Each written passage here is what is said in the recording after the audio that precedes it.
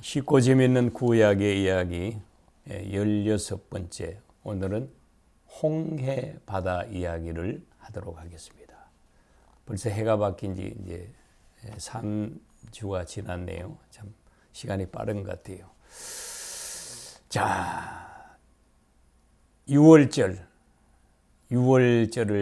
이제 통하여 이스라엘 백성들이 이제 출애굽을 하고 자유와 해방, 기쁨을 맛보는 것도 잠깐이고, 홍해 바다 앞에서 이스라엘 백성들이 모세를 원망하고 또 하나님을 원망하고, 뭐하러 우리를 이렇게 인도하여서 이렇게 죽게 하느냐, 그런 원망과 불평이 막 쏟아지는 것입니다.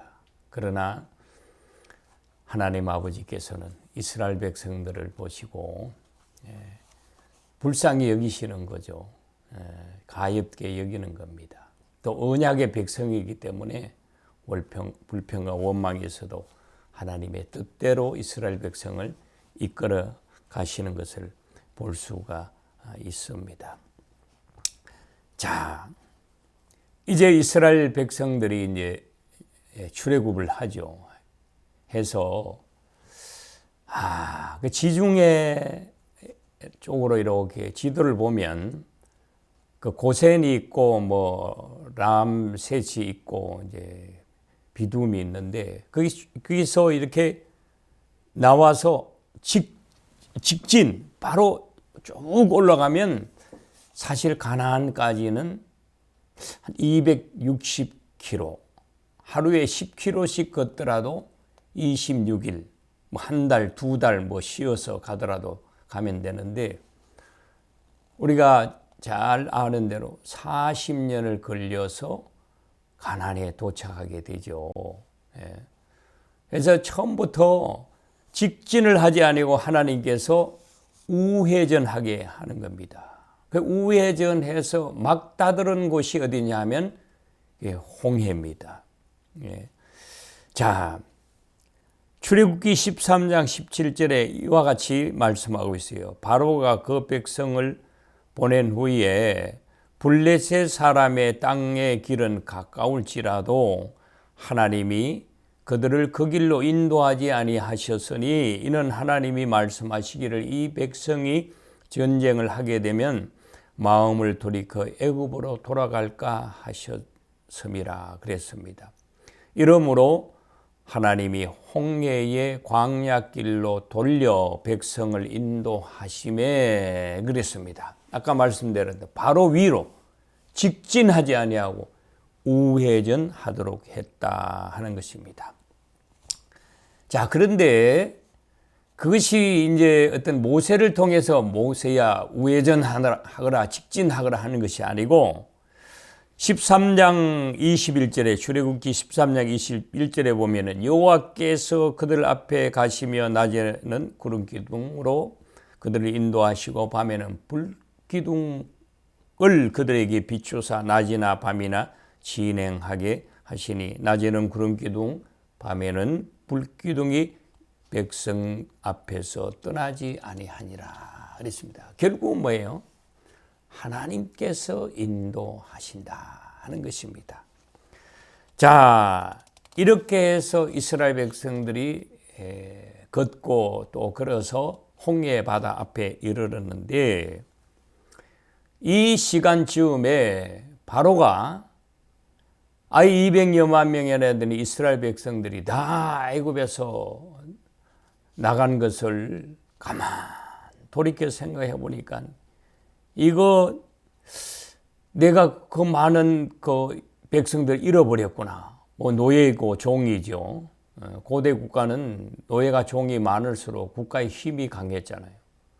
그래서 이놈들을 내가 다시 붙잡아 와야 되겠다. 이렇게 해서 급하게 명령을 내려서 애굽의 600대의 그 철병거, 요즘으로 말하면 뭐 전차나 탱크 정도 되겠죠.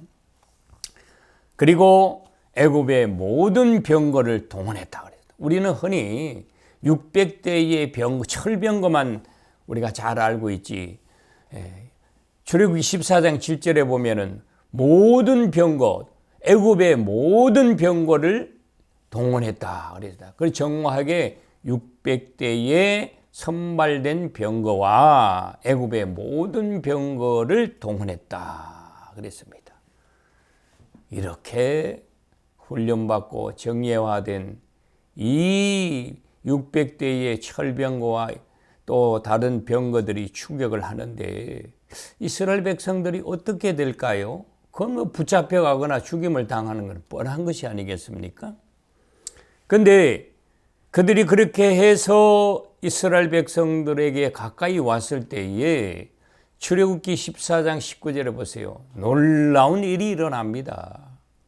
이스라엘 지인 앞에서 가던 하나님의 사자가 그들의 뒤로 옮겨가매 구름 기둥도 앞에서 그 뒤로 옮겨 애굽 진과 이스라엘 진 사이에 이르러 서니 저쪽에는 구름과 흑암이 있고 이쪽에는 밤이 밝음으로 밤새도록 저쪽이 이쪽에 가까이 못하더라 그랬습니다.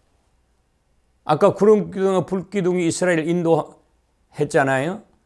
그 구름 기둥과 불 기둥이 추격해오는 애굽의 병거들과 홍해 앞에 이르는 이스라엘 백성 사이를 가로막은 거예요. 네.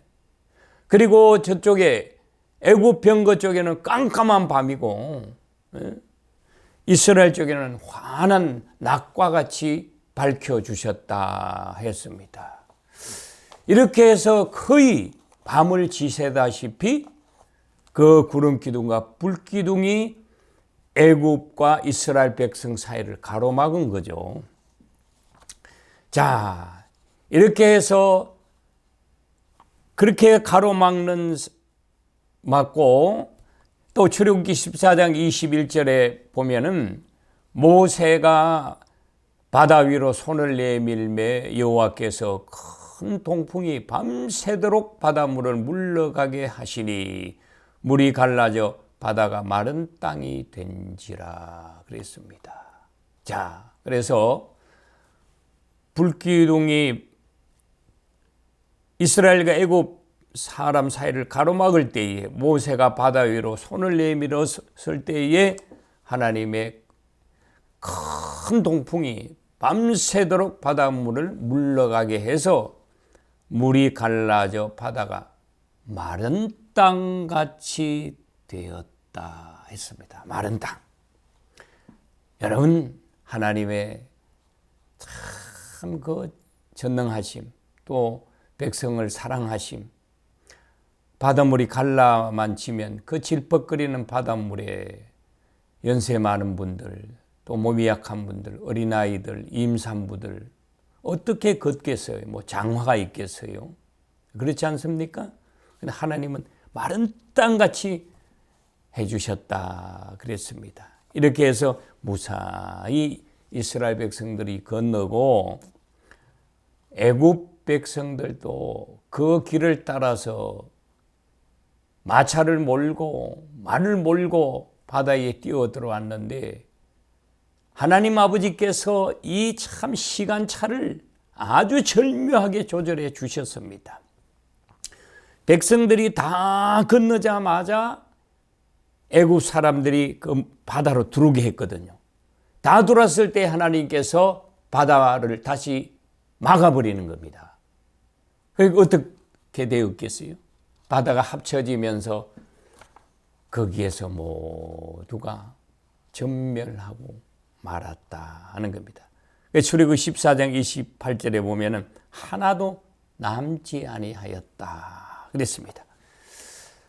자, 이와 같이 그야말로 참 기적 같은이 아니고 기적으로 홍해를 건넌 백성들은 하나님을 감사하죠. 그 구원을 감사하면서 하나님께 막 기쁨의 춤을 추고 노래를 지어서 하나님을 찬양하고 승리의 잔치를 하게 됩니다. 그 내용이 출애굽기 15장 1절에서 21절에 나옵니다. 이렇게 백성들은 홍해를 건너고 이제 본격적으로 광야, 그들은 아마 40년이라고 하는 그 긴 시간을 상상도 못하고 예상도 못했을 거예요. 자, 이제 걸어서 가기만 하면 젖과 꿀이 흐른다고 하는 가나안으로 가겠구나. 그렇게만 아마 생각했을 수 있어요. 자, 어쨌든 이렇게 해서 하나님의 기적을 보면서 홍해를 건너고 이제 광야로 200여만 명에 되는 많은 이스라엘 백성들이 행군을 하기 시작합니다. 자, 오늘 여기까지 말씀드리고 다음 시간에는요, 하나님께서 인도하신 이스라엘 백성들의 그 발자취를 따라서 40년을 함께 걸어볼까요?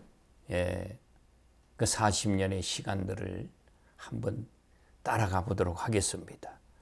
자, 그런데 여러분, 출애굽기는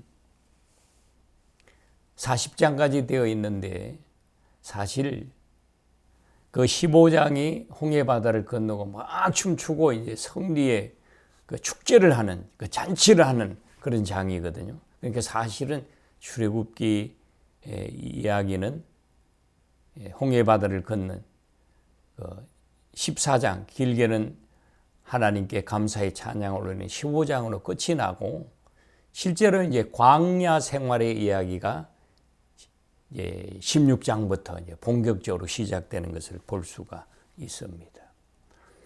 그런데 사실 이제 출애굽기, 레위기, 민수기, 신명기 이렇게 읽어보면 민수기의 광야의 생활의 이야기가 굉장히 많이 나옵니다. 출애굽기보다 더 많이 나옵니다.